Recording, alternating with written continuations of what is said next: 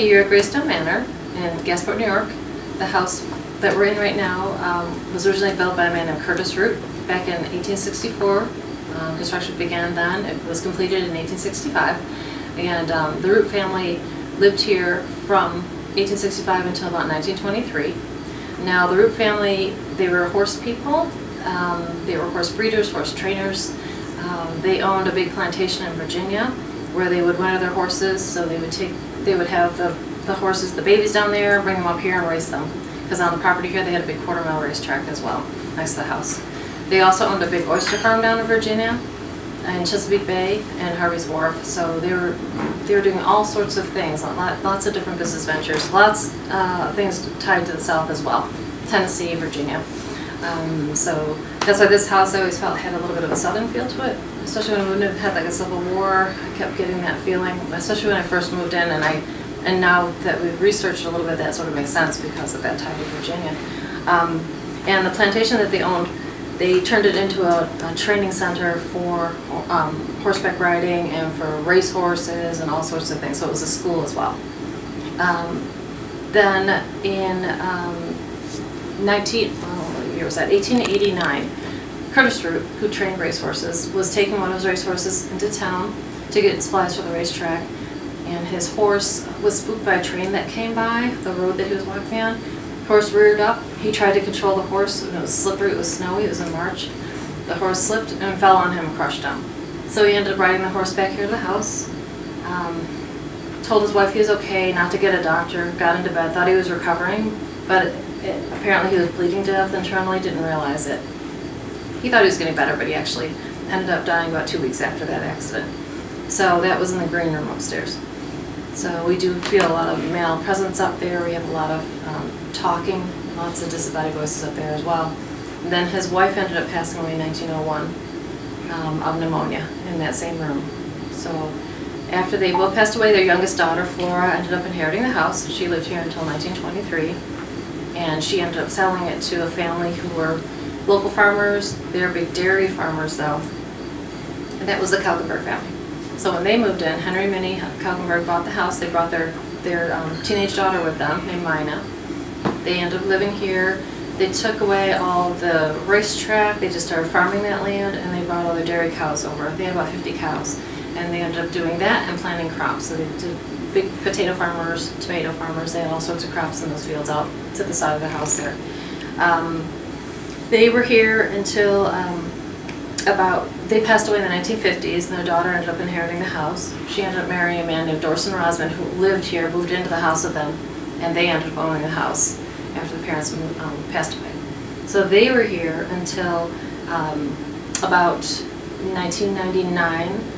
Her husband Dorson passed away in 1960, though, before her, of mesothelioma, and he had Long Island's, and that was in the gold room. And he was bedridden for a very, very long time. He was sick for years with lung issues. So you do hear a lot of breathing up in the gold room. People do feel a lot of breath as soon as they get to the top of the stairs. We have a lot of breathing issues here in the house. Lots of pneumonia, people dying from that kind of thing. After Dorson, her husband passed away. Mina was left to take care of the house by herself. She did have a farmhand that lived here in the house and helped her out. But she slowly started going blind. She had glaucoma. So from about 1960, she lived here for about 30, 40 years by herself with just this farmhand helping her out. But she went blind pretty quickly.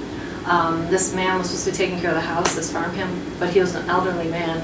And I guess, we don't really know what was going on with him. We're trying to find his death records. We think he may have died in the house because he's older, he's on all the censuses, and then he disappears.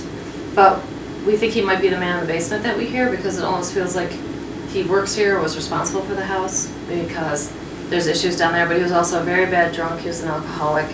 They were always having to bail him out of jail. He was always getting in trouble with the law. He was always drinking, and she didn't know this was going on. She was blind, so she didn't know how this was happening. But he sort of disappears in about the 1970s. All of a sudden, he's just not on the censuses anymore. At that point, Mina's vision had gotten so bad, she ended up closing the whole house off, moving her bed down here into this library room next door to us here. And she only lived in this room, that room, and the kitchen. And she had all these pocket doors closed and locked. And she refused to go up the stairs. She said the man upstairs was trying to get her. She could hear walking, she could hear a man talking. she had the refrigerator in the kitchen pushed up against the servants' stairs, so you couldn't use that stairwell at all because she said someone kept trying to come down the stairs and get her. She would hear knocking on that door and all sorts of stuff. So she was very spooked in the house. She definitely, had issues. She started having dementia a little bit near the end, but she was living here. The house was never updated or changed. When they bought the house in 1923, it still had the original Victorian curtains in the doors and everything, as the Roots had it, and the original Victorian carpets and everything were in here. So when she ended up, about in 1980s, a neighbor down the road showed up at the house because everyone thought the house had been abandoned. They had no idea someone was living here. Mina was living here as it was from the 1900s, or from the 1800s. She still had an outhouse. She had no toilets in the house, no electric. There's just rod and tube electric. She wasn't using it because she was blind. So there were never lights on in the house. The plumbing was all original, so there's hardly any plumbing in here. So there's a lot of stuff going on. The neighbors found out she was here by herself and living that way. They befriended her. They came to the house and they introduced themselves. It took about a month for them to gain her trust, to have her let them in the house, because she didn't know who they were. Oh, Jim. So they would knock on the door and they'd bring her food. They'd bring her peanut butter, bread, things that she could just make easily. And she'd open the door. She had a big varmint gun next to the door there, and she'd put the barrel of the gun out at them and tell them to get off her property. The neighbors next door kept trying to buy her land from her because they knew that she wasn't farming it for over 40 years. There was nothing being planted. And she kept saying, no, we're growing wheat out there. So she just didn't want to be bothered by anybody. It was very tough. So the state came in to take care of her. So they sent nursing in here, and the state came and evaluated her and forced her to put a toilet in the house. She's still using the outhouse. And so they also tried to upgrade, tried to get it so it was livable in here, because when the nurses would come in the morning and take care of her, there would be raccoons sleeping in bed with her. There's all sorts of stuff going on in the house. There were all sorts of cats in here. She was just, she was blind. She couldn't see what was going on, and things were falling apart upstairs. So they must have been getting in the house somehow, and yeah. So it was a bad situation. And then in 1999, the farmers next door ended up buying the property because Mina, at that point, a niece had come to take care of her because she really started to. She was basically dying for the most part. They basically put her right into hospice, took her out of this house and put her right into hospice. She passed away like a month or so after. So we feel that's why she sort of is tied to the house still, I think, because she lived her whole life here, basically. So then after she passed away, the farmers next door bought the property. They really just wanted land because the house was in such bad shape. They didn't want to deal with trying to fix this house up because it was just a monster of a project, so they didn't want to touch it. 2 years later, a woman was driving by the house, saw it. It wasn't for sale or anything, but she got out of the car, she and her husband, and they looking in the windows, like, oh my God, because they couldn't believe what the house looked like, because it looked like it was just all original. Still had the green velvet drapes and the roots and everything in the house from the original family. So she found out who owned it, got a hold of them, and ended up buying the house. And then she started to renovate it, fix it, but she's a historian and she's also an antiques dealer, so she knew what she was looking at and she preserved everything. She didn't change anything. She sort of kept it as it was, but she made it just livable, basically. Put all new plumbing in, all the stuff you don't see. Plumbing, electric, new roof. She did all sorts of work. Raccoons were in the house, so they had to have hazmat crews come into the attic and take all the floorboards out because you can't have raccoons in your house. It's very toxic. It's like having bats in your house. You can't have that in your house. So they came and fixed all that, updated all that. She went through, fixed the ceilings in the upstairs rooms. Because they had never been used, though, they were all just, all the plaster was on the floor up there. It was just an absolute mess. So she had it for about 14 years, and that's when we purchased it about 3 years ago. So we're only the fourth family in this house. But I just recently found out when I was doing my ancestry through DNA testing, my cousin had found out that I'm actually blood related to the original family. I'm actually Root. We have the same ancestor, Joshua Root. He goes back about 4 generations, but he had 3 boys, and then he had kids. Those 3 boys, and then the one line is our family, like William Root, and then Joshua Root's the other family. So we're cousins, so it's pretty weird. We're related, which is sort of creepy. So I guess technically we're like the 3rd family in here. But then we ended up buying it. The house had gone into foreclosure after the family who owned it, the people who did all the renovations, she ended up being relocated down to Virginia, so she had to leave the area. Had the house sold like 3 different times, but the bank kept dropping the ball. The sales wouldn't go through. It was really like it just did not seem to sell. Like the house was refusing to let anybody else move into it or buy it, and it went into foreclosure for about 4 years. I did run into a woman who came here for an event who said that she did put a bid in on this house. She was going to buy it, but her plans were she was going to move in and completely gut the whole inside and make it like a big open floor plan in here. And I like the Spears in here would have absolutely killed her. There's just no way that was going to go. So the house sat for about 4 years though before we found it. Just strangely, it just showed up on my phone. I wasn't even looking for a house at the time. We had been looking about 6 months earlier, but we gave up because we figured, well, we'll wait another year and look, because everything we had been looking at as far as old houses, Victorians and stuff, just needed so much work, and there's just no way we were going to put all that effort into it. It was just way too much. And we saw this place. We walked in, my husband and I, and I didn't even get a chance to look at it. I'm a psychic medium, so the first thing I do when I walk into a house is I just get a vibe, I get a feel for the house. Never got to do that here. I walked in the kitchen, my friend who's our real estate agent, she told me, hey, I just got a text from the listing agent and said the house is sold. Somebody put a bid on it.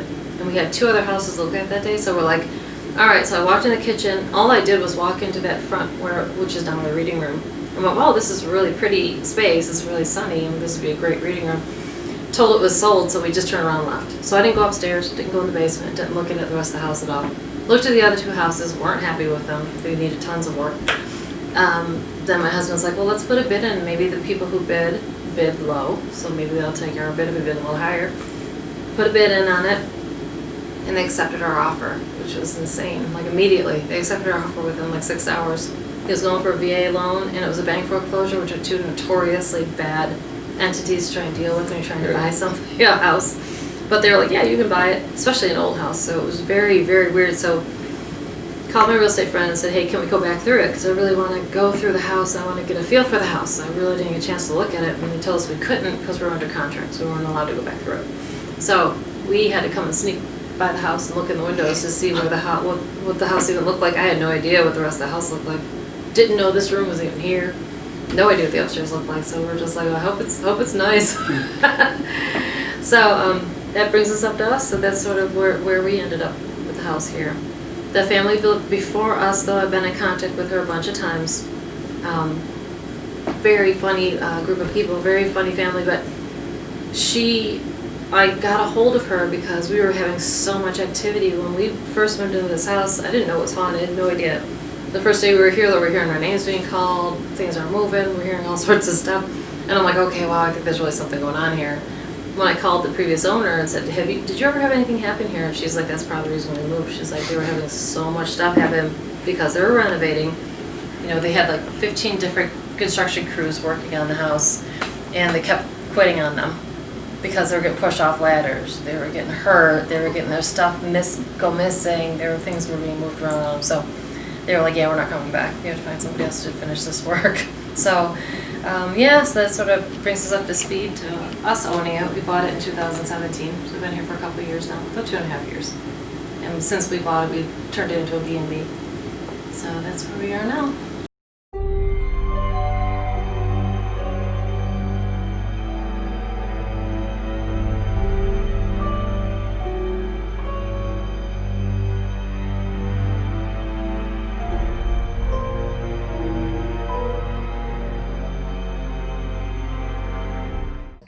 We've had lots of weird EVPs in this area as well. Okay. We had a kid, there's a boy back here. We got him saying, because we had a psychic here with another psychic, and he was saying he was seeing a boy running around back here. So we're asking if you're, can you tell us your name? We're asking questions, and you hear him say, I don't think so, like real high. And he says it like, and we're like, what the heck, like, oh my God. So, but that was all in this area. And when Sean Austin was here from the Travel Channel, he was on the show called Ghost Loop and Demon Files. He's done a bunch of different shows, but he stayed for a weekend. And we came out here, me and him came out here at 3 in the morning. Just me and him. Nobody else would come out with us. And we were catching these black shadow things all around. They were like darting in and around the trees. We thought they were bats at first. We were like, what is that? But they were big. We're like, And he's like, are you seeing that too? I'm like, yeah. We thought, like, again, you think your eyes are not adjusting to the dark at first. But then he'd be like, it's up up there where we're seeing, they feel like they're circling you. Like watching you. Like want to know why you're back here. Interesting. So that's another weird, definitely weird thing that happens back here. But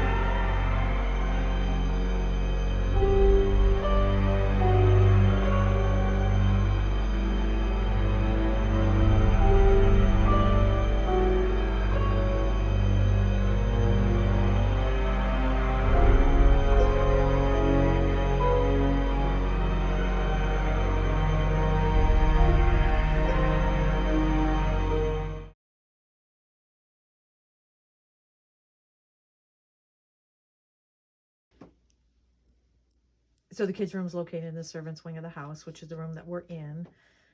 In a house like this, in a Victorian age, they had the house separate from their help. Previous owners' children who slept in this room complained about the ghost boy, who used to come out of the closet at night and wake them up and want to play. They described him as looking like the boy on the Dutch boy paint cans. They also said that the crazy laughing lady would come out of the room and chase them down the hall and tried to make them fall down the stairs.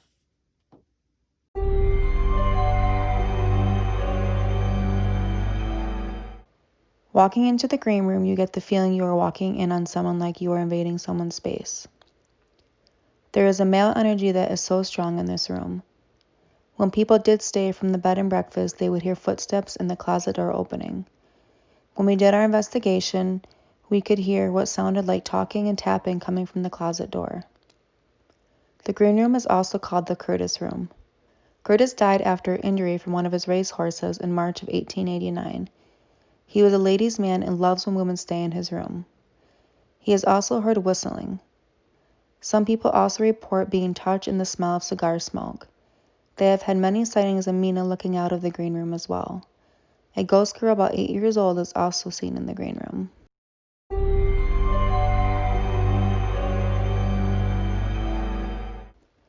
The red room was originally the former upstairs parlor when the Root family lived there. Sightings of an older woman is seen in here. Heather and her husband Bob believe this is the ghost of Flora L. Root. Flora was the youngest daughter of Curtis Root. She walks around the bed while you sleep. Reports of sadness and a choking feeling have been felt. They also hear a woman's voice, and it mimics other people's voices in the room.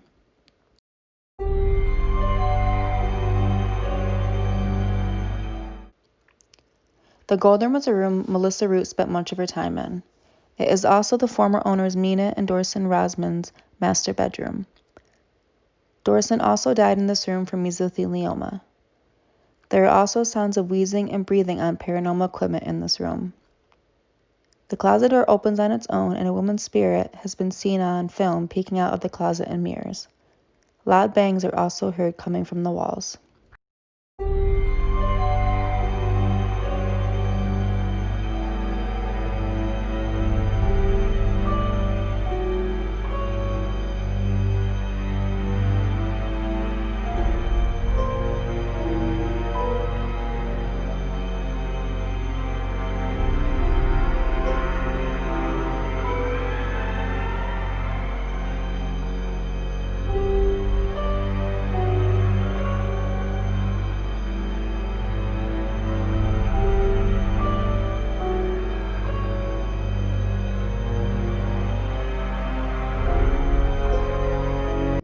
Phil?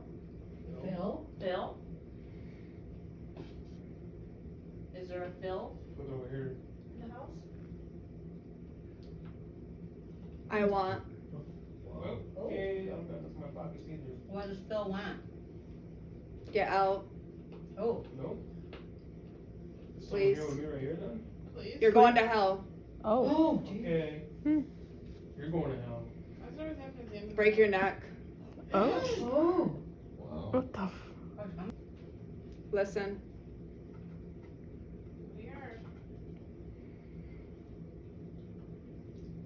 Name? Jerk off. Wow.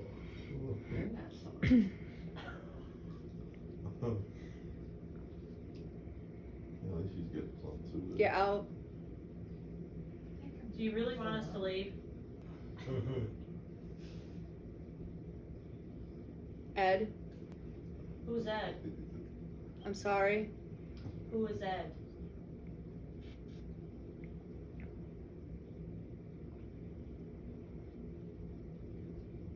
What are you sorry for?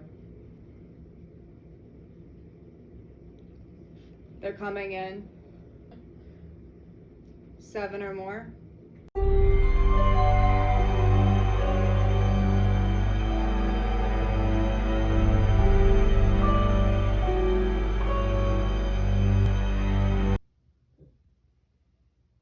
Walk towards the back.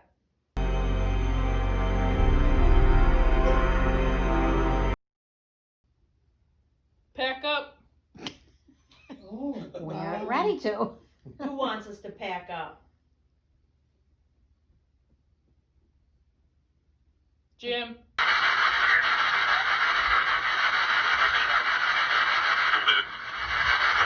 Afraid of Jim.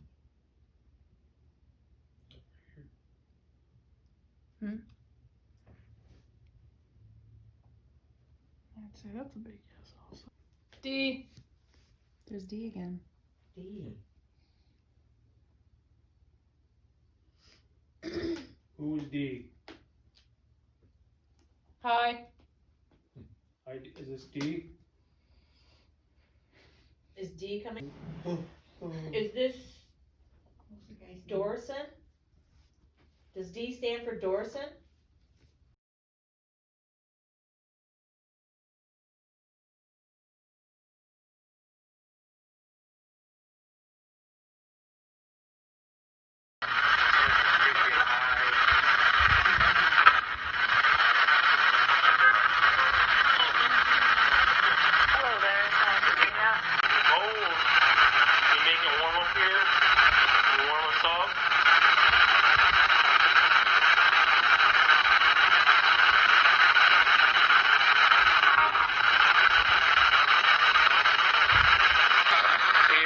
cold down here. Oh, yeah. Touch her.